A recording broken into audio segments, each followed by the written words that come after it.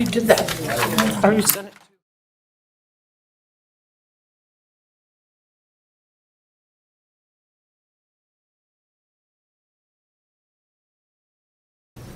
Okay. All right.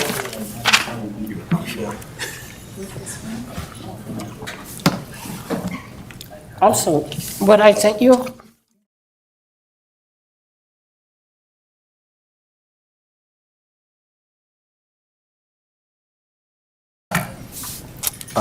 No, we're trying to file it for the next meeting. Okay. To have everything set. So you wanted me to do this one?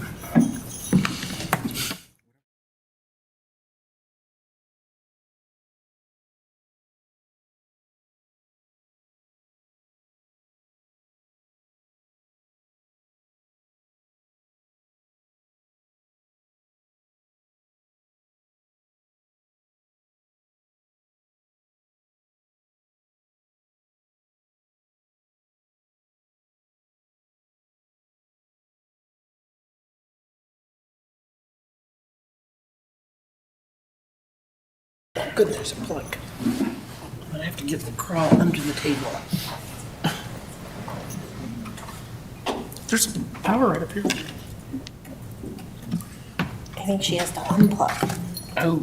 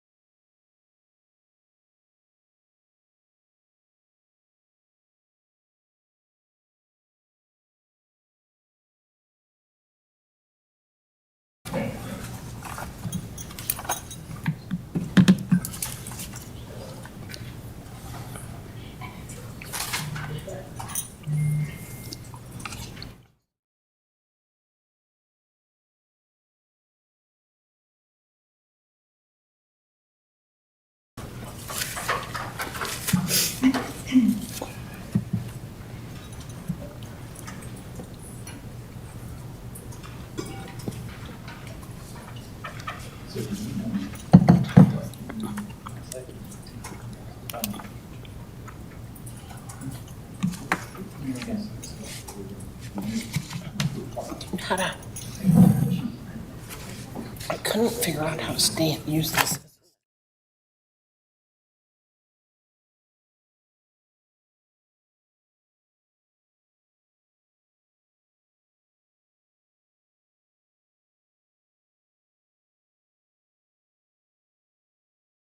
I don't know how to use the one with the keyboard.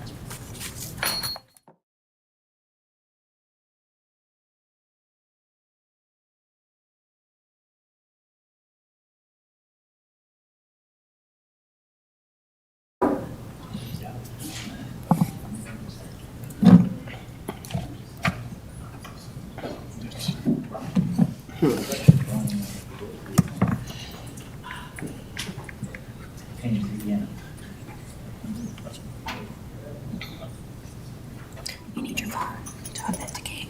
Do you have to authenticate on your phone? I forgot my phone, so if I have to authenticate, I'm gonna try.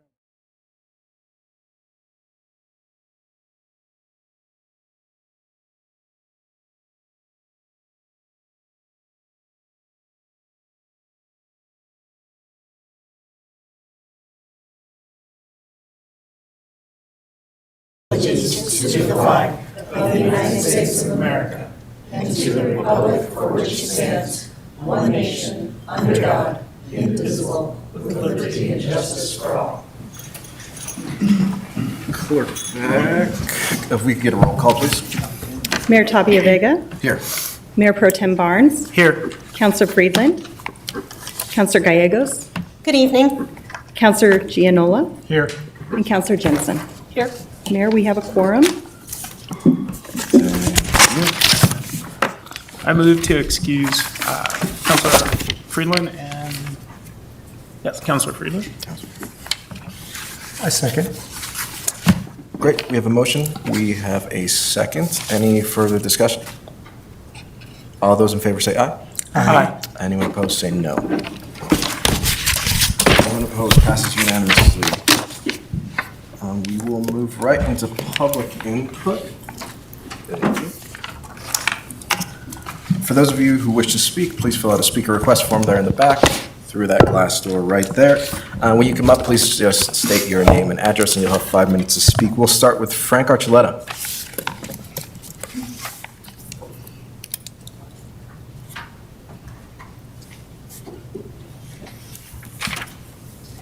Thank you, Mr. Mayor, council members and staff here. I'm directing this evening to the new council members so they can get a better understanding what transpired at the Lafayette Cemetery.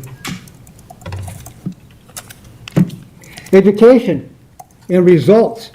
New council members, I will contribute knowledge to you about the Lafayette Cemetery so you will be able to understand this tragic history. The story of the Lafayette Cemetery needs to be told, as we admit and concede that the situation at the cemetery was serious and it was a mistake and illegal to dig up babies who were buried and were dug up to allow other human beings to be buried in the babies' plots. Question, is there any regret, sorrow, remorse, and a sense of guilt for the past wrongs?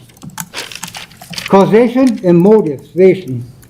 The only reason why this mistake happened is because the clerks, the Saxons, did not log in their record books, maps, or database the hanging burial plots of 100 or more. We cannot forget or erase history and the truth, what has transpired at the Lafayette Cemetery. Learning about the past has no value unless you apply it to the future.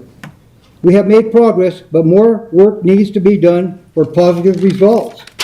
The leadership and integrity, the impact on the present, and why it is important. It is time for accountability and responsibility. Council, you must reconsider to open up coffin burials at the cemetery.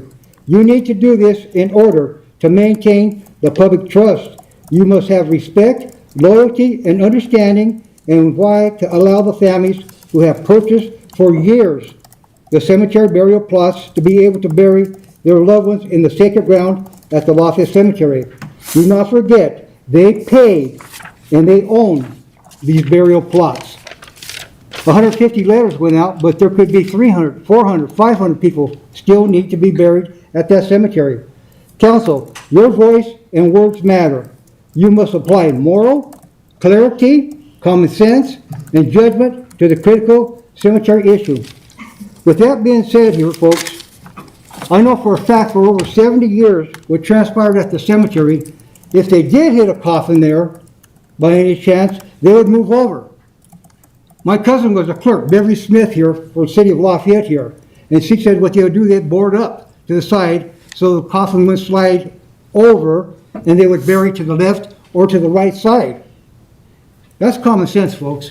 What we went ahead basically did as far as the moratorium here. If somebody would die today, right now, and they own a plot up there, you should allow them to go ahead, the city, to dig up and to see if there is a coffin right there. Do not punish the people who have paid for these plots. I know families back in the 70s that paid for plots up there. It would be a crime to not allow them to bury their loved ones in their sacred ground. We have 5 plots myself up there. My great-grandmother's buried up there. My grandmother's buried up there. My mom, dad's buried there. My sisters are buried up there. I have the Manzanares family, cousins, the Garcia families, the Montoya families. Our families are buried here in the cemetery, folks, and we all have plots up there. Let's don't make another mistake and just say, no more burials. Allow the people. The city can dig. And if they do hit a coffin right there, well, then just slide over to the right side or left side. It's been going on for years. I had a friend, John Vickles, he was a grave digger here. And I'd go up there nights with him with this little lantern up there when he's digging by pick and shovel up there. And when they would hit a little grave plots right there up Coffin, they just slide over. That's been common sense, folks. It's been going on forever in this town. It's been going on in other cemeteries across the nation. But to close it down is a big mistake, that moratorium here. That's why I'm asking to reconsider. If somebody dies today, tomorrow, or whatever, let the city go in and dig where their plot is. If there's not a coffin there, allow them to be buried. It's common sense, folks. It's been going on. Let's don't punish the people that own and pay for these plots. They own it. The city doesn't own the plots. Well, that's all for tonight, folks, but I just wanted to address this to new council members here. That way you can get a better understanding what happened. And that happened in basically the Hennings Potter's Field area where most of these plots were. Thank you. Thank you. Up next, we have Samantha Brown. Hi, everyone. In a public forum, I would prefer to go by Samantha Brown, and I'm standing here in front of you. I would rather be at home, and I would rather not to be here, and I'm definitely not a fan of public speaking. But the concern I would like to bring to everyone is the conflicts, rising conflicts between the bicycles and pedestrians on the trails, considering especially the Coal Creek Trail, the wooded part. It's from about South Public Road to the border with Louisville. As the pedestrian traffic stays the same, increase with all the new developments, and the bicycles are coming fast and furious. The collisions and near misses and altercations happens on the trail very often. The particular trail is also located next to the schools, Centaurus High School, and more closely to the Ryan Elementary, so it's big throughput for the people with the young kids and in young children in general. So now that we have a wildlife plan in place, so the side trails get blocked and there is nowhere for pedestrians to go. So the side trails is only a part, the closure of the side trails is also only a part of the issue, but the high speeds of the bicycles and slow maybe pedestrians cannot be tolerated on those particular trails. So we may consider some solution like reducing the speeds, putting more signs. Maybe we redesign the trail completely. Maybe we put some barriers to slow down the bikes or uneven surfaces so they can naturally slow down. But we will talk about that in more details. I just like you to attract this attention, and I have a little bit more in writing.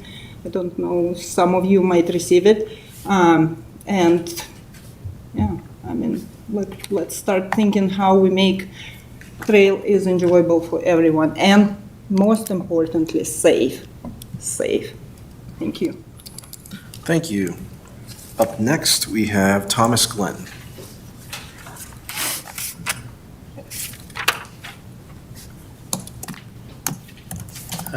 Good evening, and thanks again for your time. I appreciate it. Kind of back on the same subject as I've spoke at previous city council meetings. This is regarding the deterioration or the quality of life impact from the airplanes from the Rocky Mountain Airport. Just want to make sure that we're getting city council leadership. This is a very important time as far as trying to take actions and help shape the future of Lafayette effectively. The FAA is basically having the flights return down 287 to go to Rocky Mountain Airport. So again, it's needing your leadership. We're having all the citizens, the children, and the wildlife affected by how these airplanes are going overhead. My neighborhood, as well as the 287 corridor and other parts of Lafayette, it's not uncommon to have periods where there's an aircraft going overhead every 1 to 3 minutes effectively. So that can be very frustrating when you are sitting in your own home. You hear the constant buzzing going over your head. You can hear it very well even inside the home, as well as some of the warmer months of the year. Try to sit out in your backyard every 1 to 3 minutes. It's very disturbing as far as the impact of the quality of life for Lafayette. So looking for your leadership to continue all the community joint efforts as far as trying to come up with strategies and plans to basically fend off some of these decisions that have been made without community input from those that have been affected. So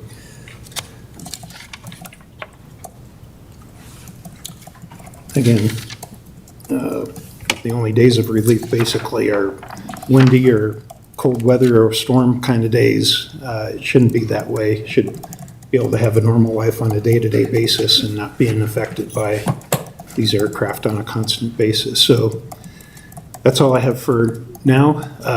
Please keep your joint effort with other communities, cities, as far as trying to come up with a strategy and working out getting this resolved for the citizens of Lafayette. Thank you. Thank you. Next, we have Ron Spalding. Good evening, Mayor and City Council. Sorry, last City Council meeting I was late, but I did watch you all get indoctrinated here, and congratulations on your first, to me, official meeting without any background, and look forward to good years to come. I just wanted to mention a few words. Coming up, you're going to have a proclamation for former Mayor J.D. Mangay, and I just wanted to speak from personally. I've attended city council meetings for 14 years, and I can remember back, looking at the proclamation, I think it's been about 7 years when he first came on board. And I remember this young guy, looked like a baby almost, you know, teenager, on the youth advisory board, and he was, you know, running the show at Centaurus High School with all the youth, and I remember attending the meetings. I said, this is a sharp guy. And then lo and behold, when a vacancy came up, he was appointed, and I said, man, this guy's, you know, looks like he's going to lead the way. And as things progressed over the years, we see what he became. And for one, he's attended a lot of meetings, and the proclamation lays out, you know, all the nice things he's done. But from someone who sits here, I really respected his work, and I think it's hit deep in that his collaborative approach, consensus building. He's always tried to pull the council in for a perfect vote, 7-0. I wouldn't put up with all that. I would just look for majority vote. Give me 4, you know? But that showed the depth of his trying to keep the whole community together. And what I like was the youth, and now I see another youthful people up here, the mayor and all, from an old guy here. When I looked at the council, he brought a lot of new stuff into it, and the councils have been very, very good over the years. And we have a good diversified council and a good mix too, and I can see the transition carrying on. And I think the whole council that were under him and all worked together, and I didn't have a chance for our former council lady, Nicole Sampson, there last time. I want to congratulate her on all the hard work. I didn't agree with everything that went on, but I know that it tried to build a unifying approach. And I know you all are going to do the same thing. I just wanted to say that I wish him well in his new endeavors, and I know you all are going to carry on very well. So, thank you. Thank you. I don't have any more speaker forms. Is there anyone else in person who would wish to speak? I don't see anyone, so we will turn it over to Clerk Beck to see if we have anyone online who would wish to speak. Mayor, we have no one online. No one online. With that, we will close public input and move on to our consent agenda. A short one tonight, only one item. Item A, the December 2nd, 2025 City Council meeting minutes. Is anyone on council want to pull this item or discuss this item further? If not, I will take a motion. I move to approve the consent agenda. Second. We have a motion, we have a second. Any further discussion? All those in favor say aye. Aye. Anyone opposed, say no. Passes unanimous. Moving on to proclamations. One proclamation tonight honoring J.D. Mangat's service on the Lafayette City Council. I believe Councilor Gallegos. Whereas after serving on the City of Lafayette Youth Advisory Board